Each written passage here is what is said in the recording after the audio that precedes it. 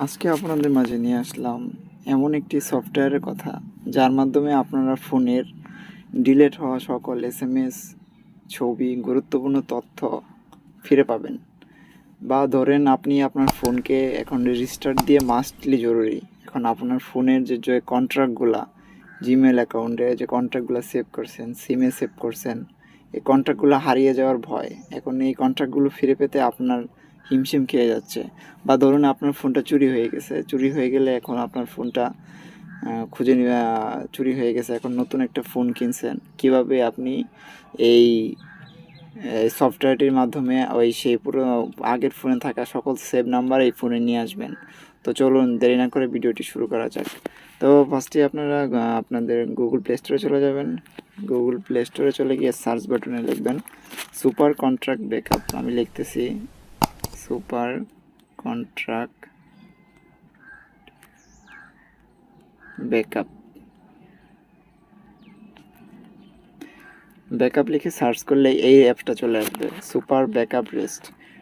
অ্যাপটা হবে এরকম, দেখেন বিস্তারিত দেখতে পারতেছেন। তো অ্যাপটাতে আমি যেহেতু ইনস্টল করা আছে, তাই আমার এখানে ওপেন লেখা আসছে। আপনারা ফার্স্টে ইনস্টল লেখা ক্লিক করে ওপেন করে দেন।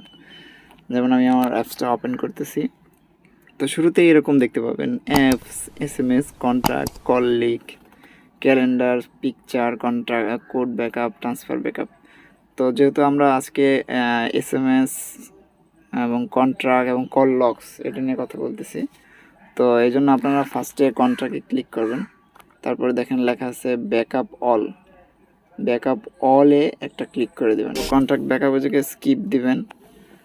এখন একটা ফাইল দেখেন তৈরি হচ্ছে, এটা আমার মোবাইলের ফাইল ম্যানেজারের যে ফোন ইন্টারনাল স্টোরেজ, এখানে একটা কন্ট্রাক্ট ব্যাকআপ নামে একটা হোল্ডার হচ্ছে, সেই হোল্ডারে এই অ্যাপসটা চলে গেলাম, তাই ওকে দিব, ওকে ক্লিক করলাম। এটা দেখেন এখন ট্রানজ্যাকশন হচ্ছে। ট্রানজ্যাকশনে আমার এখানে 788টা কন্ট্রাক্ট আছে, আর এসএমএস সমস্ত কিছু এখানে অ্যাড হচ্ছে। তো এটা এখন ওখানে সেভ হয়ে গেছে। আপনি যেহেতু আগে ফিরে পাওয়ার জন্য এটা গুগল ড্রাইভে আপলোড দিয়ে রাখবেন, তো সেহেতু আপনারা ফার্স্টে সেন্ড টু গুগল ড্রাইভ দিয়ে ক্লিক করবেন। এরপরে একটা জিমেইল আপনি এখান থেকে চয়েস করে নেন।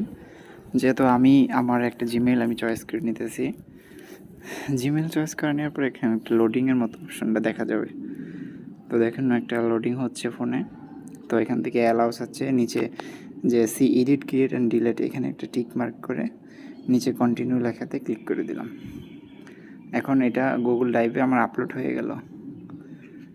একটু প্লিজ ওয়েটিং লেখা দেখাচ্ছে, এই যে your contract has been backup upload finish, মানে এটা আমার এখন গুগল ড্রাইভে আপলোড হয়ে গেছে।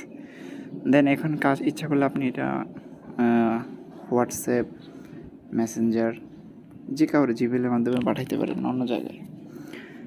এখন এটার কাজ শেষ। এখন আমি দেখাবো কীভাবে এটা আপনি অন্য ফোন থেকে, মানে কীভাবে এটা আপনি আবার রিরোস্ট করে নিয়ে আসবেন, সেটাই আজকে ফাইল ম্যানেজারে চলে গেলাম। ফাইল ম্যানেজারে চলে যে ফোন স্টোরেজে যায়, এখানে মুভিস নামে একটা হোল্ডার পাচ্ছেন। মুভিস হোল্ডারের পরে এসএমএস কন্ট্রাক্ট ব্যাকআপ, এখানে কন্ট্রাক্ট, এই যে লাস্টে দেখেন 11/9/2022, এটা আমি নতুন করেছি, এটাই আমার ফাইলটা। তো আমি এটা এখন কীভাবে করবো, এটা আমি এখন আমার অ্যাপসে চলে যাব। অ্যাপসে চলে যাওয়ার পরে কন্ট্রাক্টে চাপ দিব, এই দেখেন রিরোস্ট নামে একটা অপশন আছে এখানে, তারপরে এই যে রিরোস্টে চাপ দিবেন। এখন আপনার ফাইলটা দিতে বলছে, যেমন আমি কোন ফাইলটা দিব, এই যে এই ফাইলটা দিলাম। এই ফাইলটা দিয়ে এখন আমি কোন জিমেইলে দেবো, এই জিমেইলটা দিলাম। এখন দেখেন শুরু হয়ে যাচ্ছে, আমার 700 কন্ট্রাক্ট ব্যাকআপ শুরু হয়ে যাচ্ছে। তো আজ এই পর্যন্তই, সবাই ভালো থাকবেন। ভিডিওটি ভালো লাগলে চ্যানেলটি সাবস্ক্রাইব করে পাশেই থাকবেন। ধন্যবাদ সবাইকে।